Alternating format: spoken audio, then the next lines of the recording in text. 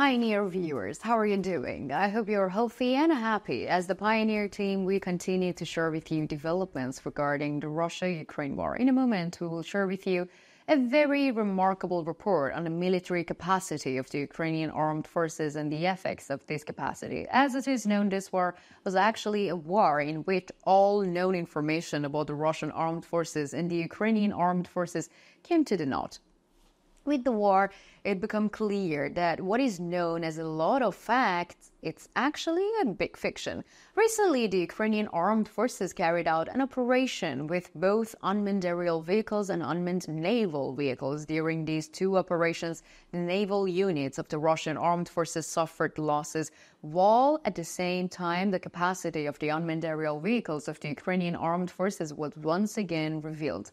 Russia is therefore experiencing a great panic, and the Russian armed forces are in a very difficult situation due to the increasing military capacity of the Ukrainian armed forces. So, what are the latest developments on the subject? Let's take a look together. Before moving on to our report, I would like to make a small reminder. As the Pioneer team, we continue to convey to you the developments regarding the Russia-Ukraine war. So don't forget to subscribe to our channel and turn on notifications so as not to miss our daily reports and explanations. I also read all of your comments on our videos, so please continue to share your ideas about our content in the comments with us. Tell us in the comments what content you would like to see on the Pioneer channel. Now let's start if you're ready, because the Pioneer is reporting. One of the most important stages of the war between Russia and Ukraine continues in the Black Sea. We've often stated in our previous reports, the Black Sea is a vital point in this war, and we know that both armies are trying to dominate the Black Sea. Through this endeavor, both armies are trying to establish superiority over each other, and it should also be noted that the Black Sea is actually an inland sea where many countries have coasts. However, the Russian Federation wants to be the sole ruler of the Black Sea, leaving other countries behind in this regard. And the construction of the Black Sea Fleet and the occupation of the Crimean Peninsula were also part of this plan. So, the Crimean Peninsula was actually the initial stage of a big plan, Black Sea domination, to be achieved step by step. And for the Black Sea domination, the Crimean Peninsula had to become Russian territory. In order for it to become the Russian territory, Ukraine, the main owner of these lands, had to be eliminated. Likewise, the occupation was based on this intention. However, as a result, thanks to the resistance of the Ukrainian armed forces and the Ukrainian people, this remained only an intention, and it could not go beyond being an intention.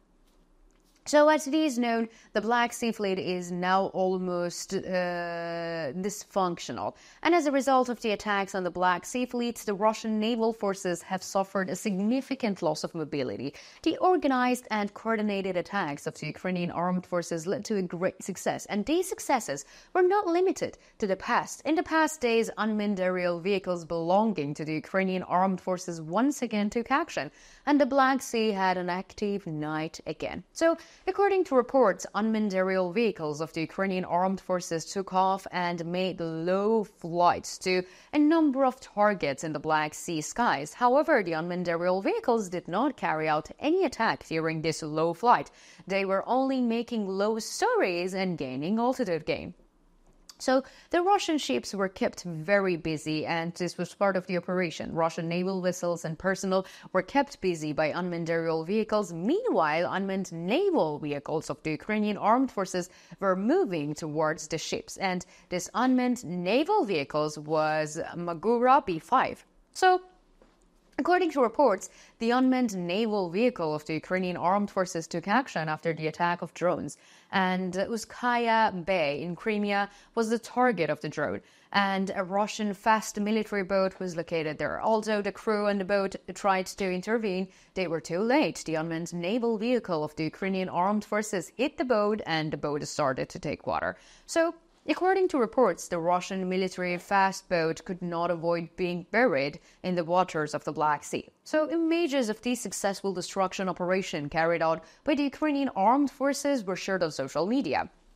Making statements on the subject, the Ukrainian intelligence used the following statements. So as a result of the mission carried out by Crimea Group 13, the enemy's speedboat was destroyed. As a result of the joint operation with the intelligence units of the Group 13 of the Ministry of Defense of Ukraine, the Magura V-5 naval attack aircraft destroyed the speedboat of the Russian invaders. A successful mission in Darkaya Bay in the temporarily occupied Crimean territory was made possible with the help of United 24 platform. Since the fear of Ukrainian aggression forced the occupiers to keep the large ships of the Black Sea Fleet away from the peninsula, combat work continues on the Russian high-speed maneuverable military vessels illegally located in the Ukrainian territorial waters of Crimea. And recall that the Russian ships Caesar Konnikov, Ivanovets, Sergei Kotov, Akula, and Guderi were destroyed with the help of Magura V-5 attack seaplanes, and Ivan Horse was damaged. So we continue to destroy invaders. Glory to Ukraine.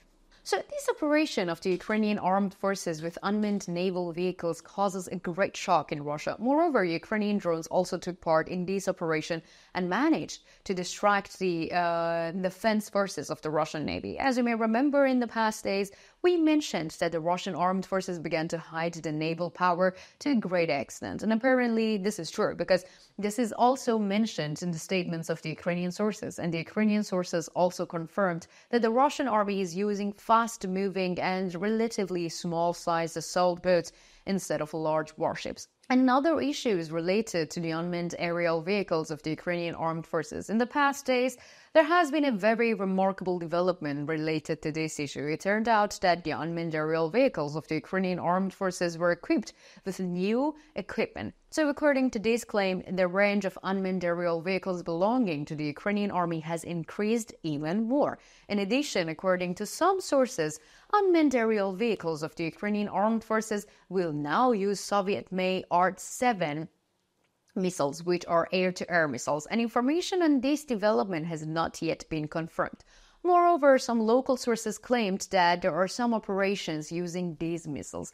We see that there is a panic about this issue in the Russian sources, and the unmanned technologies developing by the Ukrainian armed forces could make the Black Sea a hell for the Russian army and the Russian administration in the coming days. But right now, what do you think? How do you think the unmanned technologies of the Ukrainian armed forces affect the war? And how do you assess the technological breakthroughs of the Ukrainian armed forces? And why do you think Russian defenses are insufficient against Ukraine? And do you think the Ukrainian armed forces will be more active in the Black Sea?